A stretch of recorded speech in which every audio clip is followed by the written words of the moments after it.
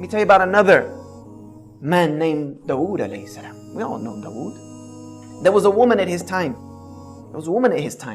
Who used to do knitting. And she used to take that knitting every day to the market and sell it.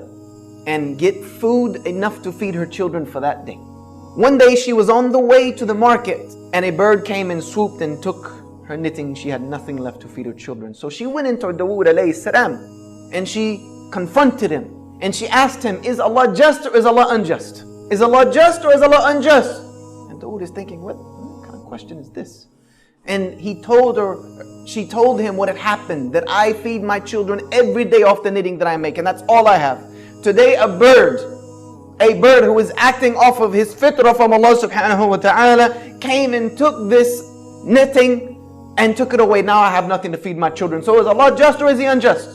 As she was saying this, some men came in with huge bags of gold. And they dropped it in front of Dawood alayhi salam, and they were foreigners, they weren't known. And they said to Dawood, this is for you, for the sake of Allah, as sadaqah to whomever you think it should be distributed to. And Dawood is asking them, what's the story here? You know, there gotta be a story behind this. Why are you here with this large amount of money? They said that we are merchants by trade, and we were traveling across the sea. And a huge storm came and broke the sail on our ship, and we were just being tossed about in the ocean.